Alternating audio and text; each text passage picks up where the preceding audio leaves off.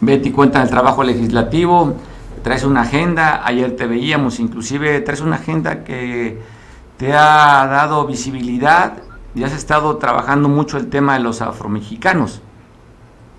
Sí, fíjate que ese es un tema que desde la sociedad civil desde hace mucho tiempo, pues estamos junto con muchas mujeres valiosas, pues promoviendo el reconocimiento del pueblo afrodescendiente, porque Guerrero es el estado de la República que tiene el mayor número de población afrodescendiente, ubicada en las costas, en la Costa Chica sobre todo, algunos municipios de la Costa Grande también, y Acapulco. Acapulco es la ciudad del país que tiene mayor número de afrodescendientes. Entonces estamos siempre en esa lucha. El día de ayer, pues el Comité de las Afrocaracolas, que es una organización de la sociedad civil, participó en el evento de Claudia Sheinbaum, ¿no?, que vino a Guerrero, y es algo muy importante porque se visibiliza la presencia en Acapulco, en Guerrero, como un estado pluricultural, pluriétnico, y creo que eso es muy importante, porque fíjate que el día de ayer algunos me decían, ¿y a poco esos muchachos son de aquí de Acapulco o son de la cosa? No, pues son de aquí de Acapulco. Lo que pasa es que no nos reconocemos todavía como afrodescendientes, como una de las tres raíces de nuestro país, y durante muchos años fue un pueblo invisibilizado, esclavizado, pero no es casual que Vicente Guerrero y José María Morelos, dentro de sus primeros postulados, pues fue la abolición de la esclavitud, justo porque ellos eran afrodescendientes, y fueron los afrodescendientes guerrerenses quienes hicieron la lucha de la independencia. Entonces es un tema que hemos estado atendiendo desde el Congreso y en todos los ámbitos para pues visibilizar esta lucha contra el racismo, contra la discriminación de las mujeres y sobre todo de las mujeres afrodescendientes. Oye, veía en el templete ya en la visita de Claudia Sheinbaum, las que tú comentas, esta asociación, me llamó la atención cómo estaban vestidas. Bueno, es un tema de la organización, de la reivindicación de la afrodescendencia, ¿no? Que son vestimentas africanas, porque como lo decían en su discurso las jóvenes, pues llegó, junto con los españoles, llegaron barcos aquí de esclavos en su momento, y al final del día, pues juntos se hizo el mestizaje en el país, pero lo que siempre hemos luchado es por el reconocimiento del origen, o sea, el origen del mestizaje en México no es de dos, sino es de tres. Los españoles llegaron, trajeron a los esclavos consigo, ¿no? Entonces, de hecho hay una pintura muy famosa de Hernán Cortés, y atrás tiene a quien es Caballerango, que era justamente una persona esclavizada. Pues bueno, toda historia, y como tú dices, Guerrero ocupa el lugar número 1 en México de afrodescendientes, ¿verdad?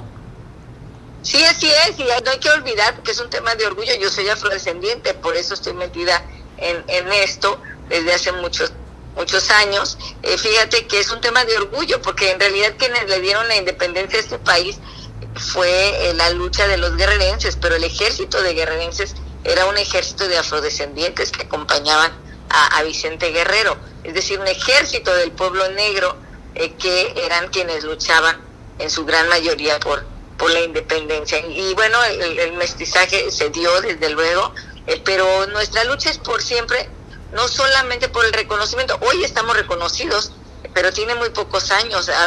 En el 2019 se dio el reconocimiento constitucional. Es muy reciente que México reconoció que tenía pueblos negros. Y incluso mucha gente tenía problemas cuando salía a la Ciudad de México porque decían que no eran mexicanos, ¿no? Entonces, pues es una lucha. El día de ayer se visibilizó, se ha venido dando, y que es aquí en la Cuarta Transformación donde se logró el reconocimiento constitucional de México como un país pluriétnico y pluricultural, y se reconoció a los pueblos afrodescendientes. Entonces a mí me dio mucho gusto que la doctora Claudia ayer pues hace un reconocimiento a este pueblo que compone pues una gran parte del estado de Guerrero. Me parece interesante, Betty, esa labor que has hecho, y normalmente siempre las mujeres van adelante, son ustedes tienen la iniciativa, porque pues yo no veo a los hombres negros. Pues hay organizaciones también, es una lucha de muchos años y de muchas organizaciones, no es exclusiva, al contrario, es mucho, hemos estado en esta lucha que ya ha empezado a rendir frutos, pero que todavía hace falta, porque fíjate que en las costas es donde se asientan el mayor número de población afro, por ejemplo en Coyuca de Benítez, en San Jerónimo. Juan Álvarez era de San Jerónimo y era afrodescendiente, por ejemplo, ¿no? Entonces, es importante el reconocimiento, pero es un reconocimiento lento, porque un pueblo esclavizado pues siempre te enseñaron a negarte a ti mismo, ¿no? Entonces reconocerse no ha sido una tarea fácil, pero ya el censo incluyó esa pregunta. Entonces vienen varias cosas. Ahora estamos en la lucha porque ese reconocimiento se refleje en políticas públicas de los pueblos afros, porque los pueblos afros de Guerrero no tienen agua, no tienen drenaje, entonces tienen muchas carencias derivadas justamente de ese abandono que por siglos se ha dado a esos pueblos, a pesar de que están asentados en lugares con un gran potencial turístico. Parece interesante, sobre todo ahora que con esta reivindicación, inclusive se ha hecho hasta mucho más visible parte de la cultura, como la danza de los negros, que está espectacular, Betty.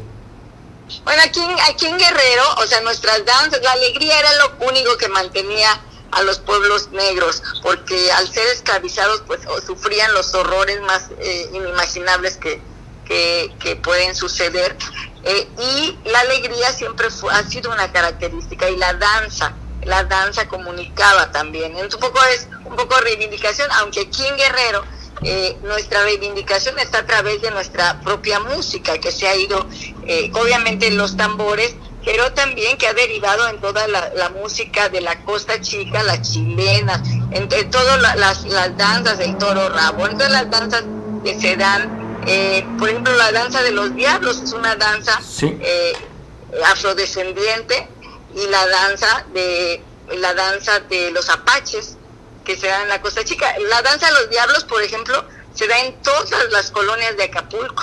En cualquier colonia que uno vaya, vamos a encontrar una danza de los diablos, ¿no?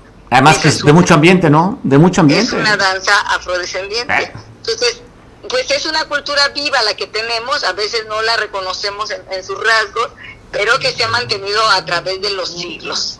Y el día de ayer fue muy simbólico lo que dijeron nuestras amigas, compañeras, hermanas afrodescendientes en torno a la resistencia, a la lucha que tenemos que dar las mujeres en todos los ámbitos, pero al aprendizaje ancestral de luchar ante las adversidades. Yo creo que eso es muy importante porque refleja mucho de lo que significa el pueblo guerrerense, y entonces podemos entender por qué en su momento luchamos por la independencia y seguimos luchando en la revolución y seguimos luchando por las transformaciones en nuestro estado. Aquí en nuestro estado es donde se han dado las luchas sociales más importantes del país, y eso fue lo que reivindicaba el día de ayer la doctora Claudia Sheinbaum, por ejemplo. Oye, pues bueno, en tu gen, imagínate, calentana y afrodescendiente, Betty.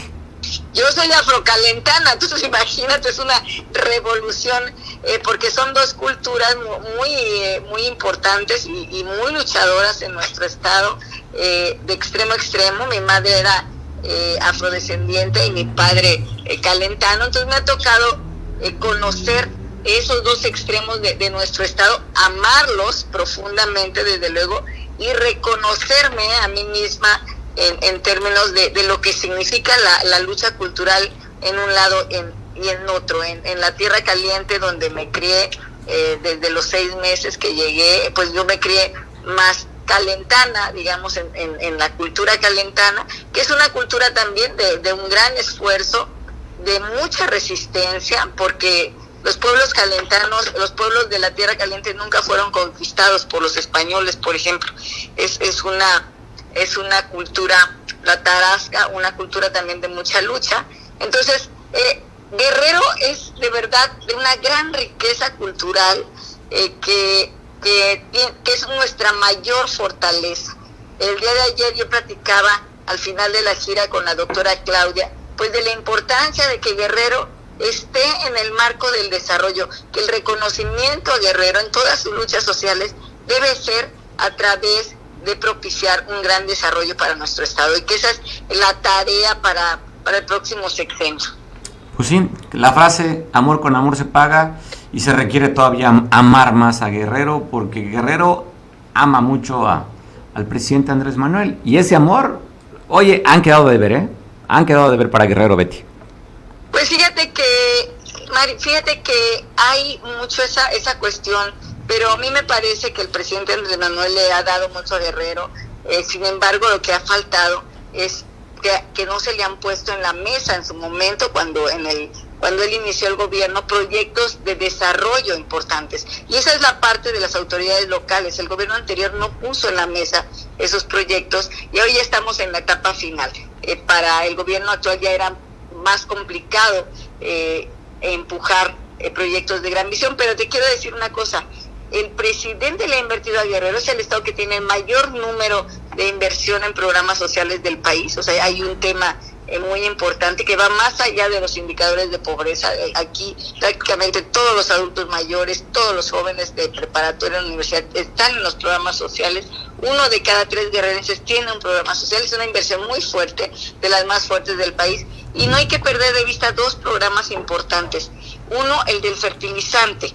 El programa del fertilizante implicaba para Guerrero alrededor de 1.500 millones anuales de inversiones, tanto del Estado como de los municipios. Y en ese sentido, al retomarlo la Federación, el Estado y los municipios dejaron de invertir. Deberían estarse invirtiendo en obras, sobre todo los municipios. En teoría tendría que pasar, en la práctica tendría que pasar así.